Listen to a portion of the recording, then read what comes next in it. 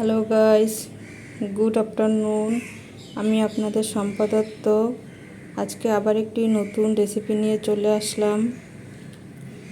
রেসিপিটা সবাই জানেন, তবুও আমি যেইভাবে করি সেটা আপনাদের সাথে একটু শেয়ার করার জন্য এই রেসিপিটা তৈরি করা। রেসিপিটা দেখে আপনারা সবাই বুঝতে পারছেন কী রান্না হবে আজকে। আজকে হবে চিকেন। এই চিকেনটা রান্না করার জন্য কি কি লাগবে একটু দেখে নিন। প্রথমত 500 থেকে 700 গ্রাম চিকেন, তারপরে আলু আছে, একটা গোটা পেঁয়াজ আর একটা গোটা পেঁয়াজ রেখেছি, এটা হলো গিয়ে বেটে দেবো তাই বড় বড় করে রেখেছি। এখানে আদা রসুন আর এখানে কাঁচা লঙ্কা শুকনো লঙ্কা দুটোই দিয়ে দিয়েছি, আর একটা গোটা টমেটো কুচি করে রেখেছি। আর লাগবে একটু টক দই, যেটা আমি ফেটিয়ে দেবো পরে। আর গুঁড়ো মশলার মধ্যে লঙ্কা গুঁড়ো, হলুদ গুঁড়ো, ধনে গুঁড়ো, জিরে গুঁড়ো, আর ফোড়ন দেওয়ার জন্য লাগবে হলো গিয়ে আপনার গোটা গরম মশলা, জিরে, শুকনো লঙ্কা, তেজপাতা। চলুন আপনাদের আবার রান্নাটা করে দেখাই। তার আগে একটু আমি এই যে গোটা পেঁয়াজ, রসুন, আদা, লঙ্কা রেখেছিলাম, এটা একটু পেস্ট করে নিই। মিক্সারে আমি গোটা মশলাগুলো দিয়ে দিয়েছি, এবারে এটা একটু পেস্ট করে নেব।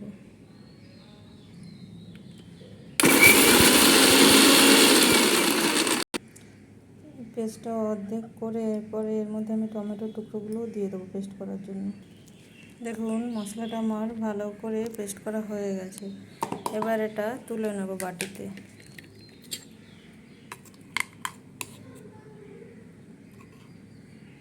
এবার আমি একটা কড়াই বসিয়ে দিয়েছি গ্যাসে, একটু গরম হবে, তারপরে আমি এর মধ্যে তেল দেব।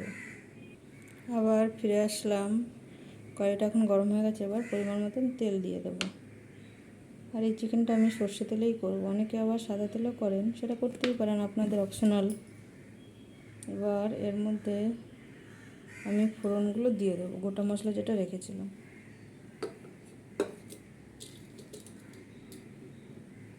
তেলটা একটু গরম হোক। তেলটা গরম হয়ে গেছে, এবার আমি এটার মধ্যে গোটা মশলাগুলো দিয়ে দিলাম।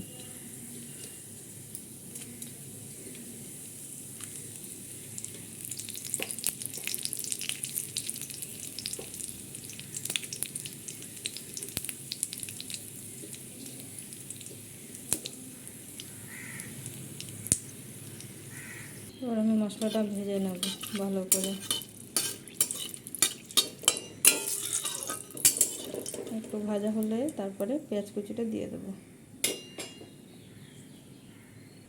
এবার এর মধ্যে পেঁয়াজ কুচিটা দিয়ে দিলাম, একটু নেড়ে নেব।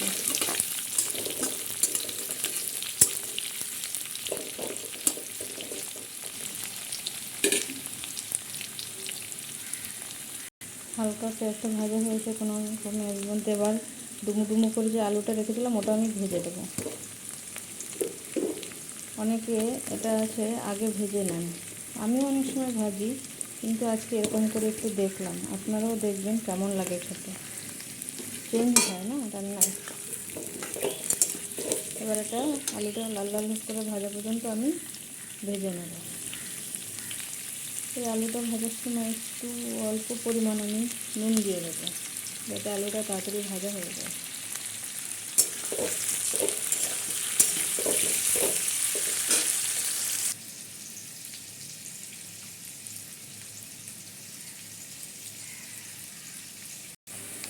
আলুটা দেখুন আমার হালকা লাল লাল ভাজা হয়ে গেছে। এবার এর মধ্যে আমি চিকেনটা দিয়ে দেবো।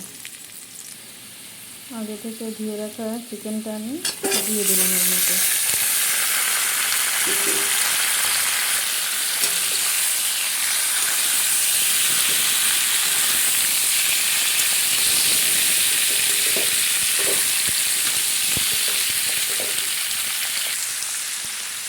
এইভাবে হালকা ভেজে নেব, তারপরে মশলাগুলো দিয়ে দেবো।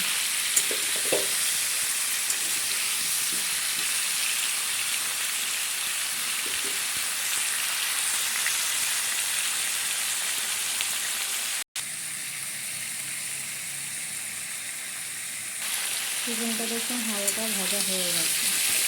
এরপরে আমি এর মধ্যে মশলা, যে মশলাটা আমি বেটে রেখেছিলাম ওটা দিয়ে দেবো।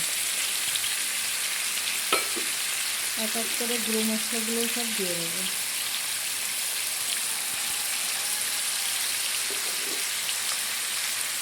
এবার একটু কষিয়ে নেবো ভালো করে মশলাটার সাথে। আমি এখানে কালারের জন্য কাশ্মীরি লঙ্কা গুঁড়োটা দিয়েছি, কিন্তু আপনারা এটা চাইলে দিতে পারেন, নাও দিতে পারেন, এটা অপশনাল। এবার আমি মশলাটা পেস্ট করেছিলাম যে মিক্সারটাতে, ওটা ধুয়ে একটু ওটার সেই জলটা আমি দিয়ে দেবো।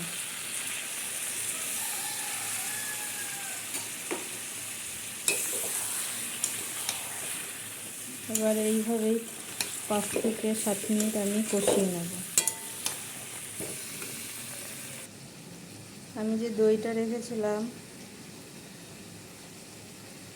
ওটা আমি এখন একটু ফেটিয়ে নেব। দেখুন আমার দইটা ফাটানো হয়ে গেছে ভালোভাবে। আর এইদিকে আমার মাংসটাও অনেকটা কষানো হয়ে গেছে। আর একটু কষবে, যখন মশলার কাঁচা গন্ধটা চলে যাবে আর তেল ছাড়তে শুরু করবে, তখন আমি ওতে জল দেবো একটু পরিমাণ করে।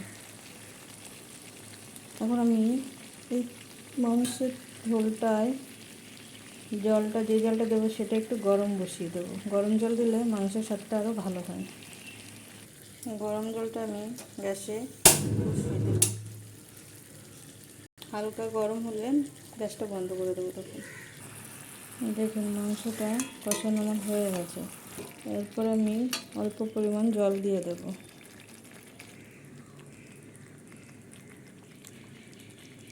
এবার আমি মাংসে জলটা দেওয়ার আগে দইটা দিয়ে দিলাম। আর দইটা দেওয়ার সময় গ্যাসটা একটু লো করে রাখবেন, যেহেতু হাই ফ্লেমে দিলে দইটা ফেটে যায়। এইভাবে এবার আমি 2-3 মিনিট কষিয়ে নেব দইটা দিয়ে। আমার মনে হয় তরকারিটাতে আর একটু নুন লাগবে, আপনারা আপনাদের মতন নুনটা চেক করে নেবেন।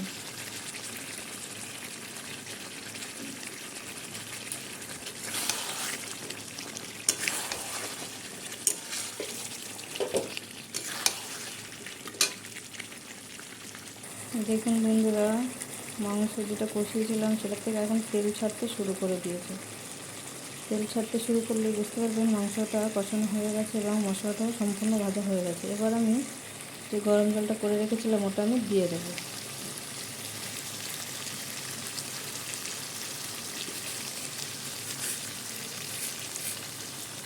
অল্প পরিমাণ, আপনারা যতটা খাবেন ততটাই দেবেন।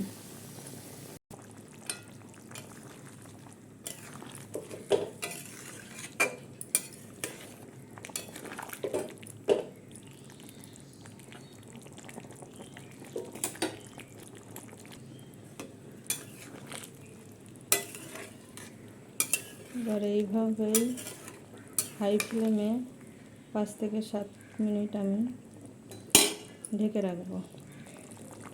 আপনারা চাইলে হাই টু লো ফ্লেমেও ঢেকে রাখতে পারেন। 5 থেকে 7 মিনিট পর আমরা আবার চলে আসবো। 5 থেকে 7 মিনিট পর আবার চলে আসলাম। দেখুন মাংসটা কত সুন্দর দেখাচ্ছে। একটু চেক করে নিন যে সিদ্ধ হয়েছে কিনা আলু মাংসটা। আর 2 মিনিট লাগবে, এখনও সম্পূর্ণভাবে হয় না, তাই আমি আবার 2 মিনিট ঢেকে রাখবো। 2 মিনিট পর আবার চলে আসলাম। দেখুন কালারটা কত সুন্দর এসছে, দেখেছেন? আপনারা এই লাস্টে একটু পরিমাণ চিনি দিতে পারেন, এটা অপশনাল, আপনারা চাইলে দিতেও পারেন, নাও দিতে পারেন। আমি অল্প পরিমাণ চিনি দিয়ে দিলাম মাংসটায়, এতে স্বাদটা আরও ভালো আছে।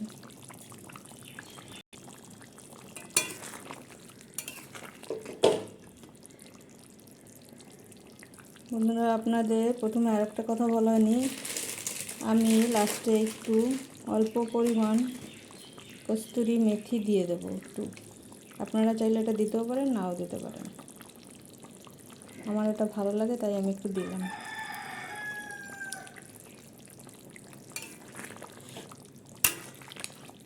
এবার আমি নামিয়ে নেব।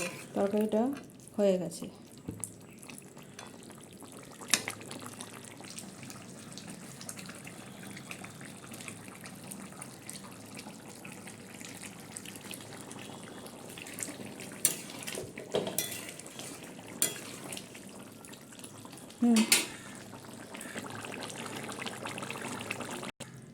এবার আমি তরকারিটা নামিয়ে নেবো একটা বাটিতে।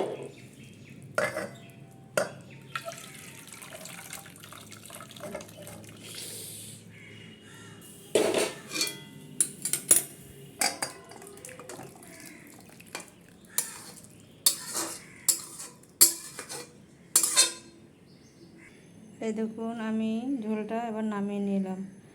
আমি যেভাবে দেখেছি আপনারা সেভাবে একবার করে দেখবেন। ভালো লাগলে, আমার চ্যানেলটির নাম হলো গিয়ে শম্পা হেলদি কুকিং চ্যানেল, আপনারা একবার গিয়ে সাবস্ক্রাইব করে দেবেন এবং রান্নাটি খেয়ে যদি আপনাদের ভালো লাগে তাহলে একবার লাইক, কমেন্ট এবং শেয়ার করে দেবেন। Thank you.